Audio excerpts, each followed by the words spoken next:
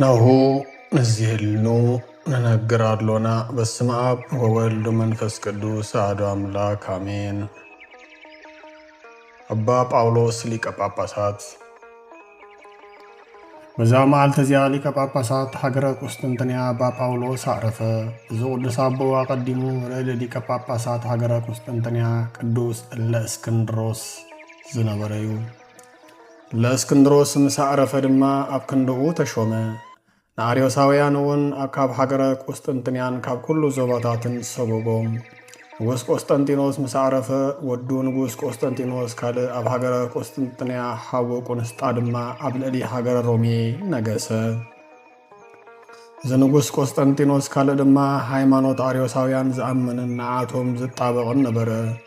እዚ ቅዱስ ኣቦ ንአርዮሳውያን ከም ዘውገዞምን ከም ዝሰጎጎምን ምስ ሰምዐ ኣዝዩ ሓዘነ። ንቅዱስ ኣባ ጳውሎስ ድማ ካብ ሎሚ መዓልቲ ጀሚርካ ነቶም አርዮሳውያን ምስጓኳን ምውጋዝካን ደው ኣብል ክብል ነገሮ። እዚ ኣቦ ግን ነዚ ትእዛዝ ንጎኒ ገዲፉ ንአርዮሳውያን ኣውገዞምን ኣባረሮምን። በዚ ምኽንያት እቲ ንጉስ ንኣባ ጳውሎስ ካብ መንበሩ ካብ ቆስጥንጥንያ ኣሳደዶ። እዚ ንጉስ ንቅዱስ አትናቴዎስ ሊቀ ጳጳሳት እስክንድርያ እውን ኣሳዲድዎ ነበረ። ክልቲኦም ኣቦታት ተተሓሒዞም ድማ ናብ ሮሜ ሊቀ ጳጳሳት ቅዱስ ዮልዮስ ከይዶም ነገርዎ። እሱ ድማ ብጽቡቕ ኣቀባብላ ተቐበሎም። ቅዱስ ዮልዮስ ድማ እዞም ኣቦታት ጻድቃንን ርቱዓን ሃይማኖትን እዮም፣ ክትቀበሎምን ከተኽብሮምን ይግባእካ ክብል ነቲ ንጉስ መልእኽቲ ይጸሓፈሉ። ነዛ መልእኽቲ ቅዱስ ዮልዮስ ምስ አንበበ ፈርሐሞ ንኽልቲኦም ዝተወሰነ ግዜ ነናብ መንበሮም መለሶም። ድሕሪኡ ግን ተመሊሱ ኸዓ ኣሳደዶም። ንሳቶም ድማ ናብ ሮሜ ከዱ። ንጉስ ኣብ ልዕሊኦም ዝገበሮ ኩሉ ብዝርዝር ንኣባ ዮልዮስ ኣረድእዎ። ንሱ ድማ ናብ ንጉስ ቁንስጣ ወሲዱ ንኩሉ ነገር ኣረድኣሎም። ንጉስ ሮሜ ቁንስጣ ድማ ንሓዉ ክቕበሎም እንተዘይኮይኑ ኣብ መንጎኦም ሰላም ከም ዘይህሉ ጸሓፈሉ።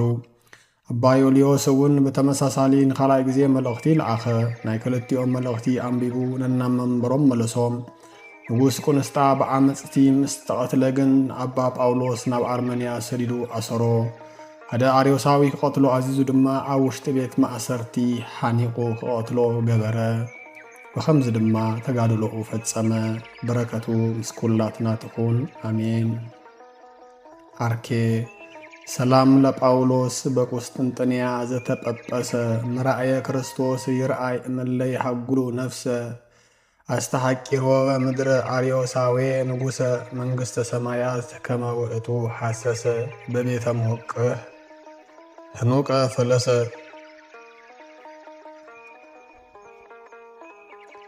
ሰማዕታት ኪራኮስ ጳጳስን ኣዲኡ ሓናን። ከምኡውን በዛ መዓልቲ እዚኣ ኪራኮስ ጳጳስን ኣዲኡ ሓናን ብኢድ ኣላዊ ንጉስ ኤልያኖስ ብሰማዕትነት አረፉ። እዚ ኣላዊ ንጉስ እዚ ቅዱስ ኣቦ ኣብ ኣደባባይ ፍርዲ ኮይኑ ከምዚ በሎ፣ እዛ እትጽሕፍን ኣምልኾ ኣማለኽቲ እትኽልእን ዘላ ኢድካ ክትምተር ይግባእ በሎ። ቅዱስ ድማ መሊሱ እታ ልቢ ዘይብሉ ኸልቢ ሰናይ ገበርካ ኢሉ መለሰሉ። ኤልያኖስ ነዚ ሰሚዑ ዓረር ከፍልሑ ኣብ ኣፉ ድማ ክኽእዎ ኣዘዘ። ብድሕሪኡ ድማ ጓሕሪ ሓዊ ኣብ ዘለዎ ርእሱን ሓፂን ዓራት ኣደቂሶም ኣጽምቱ ክሳዕ ዝስብር እውን ዝባኑን ከብዱን ብኣባትር ሓፂን ክገርፍዎ ኣዘዞም። ከምኡ ድማ ኣብ ልዕሊኡ ከምዚ ተባህልዎ ፈጸሙ። ንሱ ግን ነዚ ኩሉ ነገር ተዓገሰ። ከምዚ ኢሎ እውን ብቋንቋ ዕብራይስጥ ያሮክስ ለያማውታ ያለክ አስያር ለሜዶር ኤሎሄ ናውና ያዮል ያቤል ቁራን ቤቴል አዶናይ ኤሎሄ ሙታ። ብድሕሪ እዚ ድማ ፈቲሖም ኣብ ቤት ማእሰርቲ ከቐምጥዎ ኣዘዘ።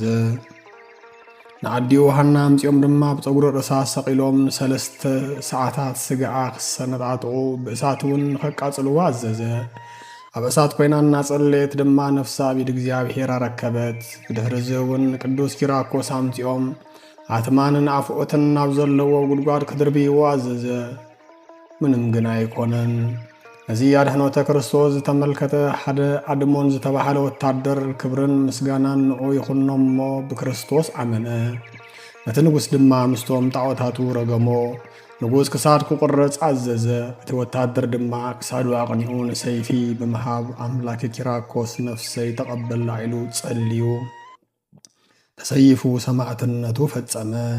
ንቅዱስ ኪራኮስ ግን ዝፈልሐ ዘይትን ዝፍትን ዝመልአ መጎጎ ከእትውዎ ካብኡ እውን ብጦፍ አፍ ልቡ ንኽወግእዎ አዘዘ። ብኸምዚ እውን ሰማዕትነቱ ፈጸመ። ምስጋና ንእግዚአብሔር ይኹን። ንዓና ብጸሎት እዚ መስተጋድል አቦ ይምሐረና። በረከቱ እውን ንዘለዓለም ምሳና ትንበር አሜን።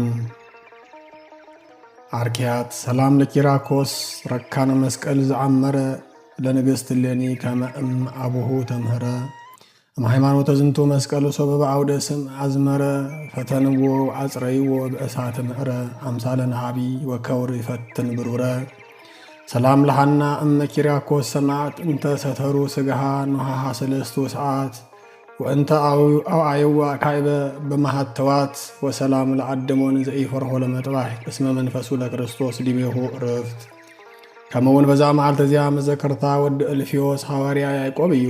ሰማዕታት አይድራዮስ አልድክራዎስ አድሮኖስን መዘከርቶኦም እዩ። እግዚአብሔር በጸሎቶም ይምሐረና ንዘላለም ዓለም አሜን። እግዚአብሔር ምስጋና ይኹን። አናውን በጸሎት ቅዱሳን ይምሐረና። አቡነ ገብረ ሕይወት አቡነ ገብረ መንፈስ ቅዱስ ኣብ ግብፂ ከባብን ሂሳ ተወልዱ። ስም አቦኦምን ስሞምን ስም አዲኦምን ድማ አቅሌስያ ይበሃል። አቦና ገብረ መንፈስ ቅዱስ ሃለቃ ቅዱሳን ልዕሊ ኩሎም ቅዱሳን ተጋድሎኦምን ተኣምራቶምን ካብ ሰማይ ከዋኽብቲ ዝበዝሐ እዩ። ክብርዞም ጻድቕ አቦ ክዛረብ ዝኽእል እንታይ ልሳን እዩ? ኣብ ከመይ ዝበለ ወረቐት ክጽሓፍ ይከኣል? እንታይ ዓይነት ዕድለኛ ሰብ እዩ ዜናኦም ክሰምዕ ዝኽእል? አቦና አቡነ ገብረ መንፈስ ቅዱስ ኣብዚ ዓለም ን562 ዓመታት ከነብሩን ከለዉ እኽሊ ኣይጠዓሙን። መግቦም ምስጋና እዩ ዝነበረ።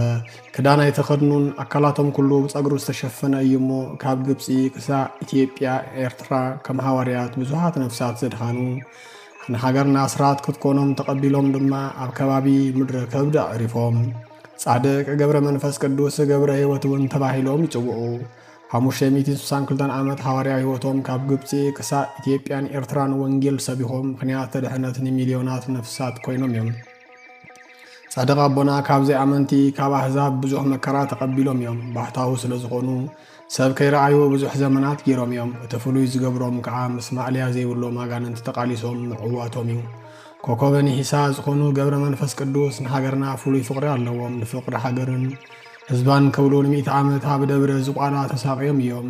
ምሕረት ክልምኑ ስጋኦም ተወዲኡ ኣዕፅምቶም ጥራይ ተሪፉ ነይሩ እሞ ሃገር ከም ዕሽር ተዋህበቶም። ነዚ ድማ እዩ ብስም አቡነ ገብረ መንፈስ ቅዱስ ብዙሓት ኣብያተ ክርስቲያናት ሎሚ እውን ዝርከቡ። ኣብ ከባቢ 8 ክፍለ ዘመን ዝተወልዱ አቦና ኣብ 14 ክፍለ ዘመን እዮም ዓሪፎም። 5 መጋቢት ከዕርፉን ከለዉ ዝተዓዘዙ ግሩማን መላእኽቲ ገኒዞም ሰዊሮምዎም እዮም። ስላሴ ተሰኪሙ ዝነበረ አካሎም ኣብ ጎልጎታ ተቐቢሩ ዝብሉ ኣለዉ። ሰላም ለመቃብሪከ ዘኢተከስተ ለባዕደ ከመ መቃብሩ ለሙሴ ወለዮ ካብድ ዜና መቃብሪ ከሰ ገብረ መንፈስ ቅዱስ ጻማልዎ ዘይቤ በኢየሩሳሌም አጸድወቦ ዘይቤ ሃለወ በከብድ ከም ዝብል በዓል አቦና መብዛሕትኡ ግዜ ኣብ 5 ጥቅምቲ ዝኽበር። ምክንያቱ 5 መጋቢት ዓብይ ጾም ስለ ዝውዕል ተውላጥ ወይ ድማ ብምስግጋር ማለት እዩ። እግዚአብሔር ኣብ ቅዱሳን ዘለዎ ፍቕሪ ንዓና እውን ይሃበና። ዓመታዊ በዓላት ቅዱሳን 5 ጥቅምቲ ዝኽበር ቀዳማይ አቡነ ገብረ መንፈስ ቅዱስ ጻድቕ፣ ቅዱስ ኪርያኮስ አረጋዊ ጳጳስ ወሰማዕት፣ ቅድስት ሐና ሰማዕት አዲኡ፣ ቅዱስ ያዕቆብ ወልደ እልፊዮስ ሓደ ካብቶም 12 ሐዋርያት፣ አባ ጳውሎስ ሰማዕት አርዮሳውያን ሓኒቆም ዝቆተልዎ አቦ።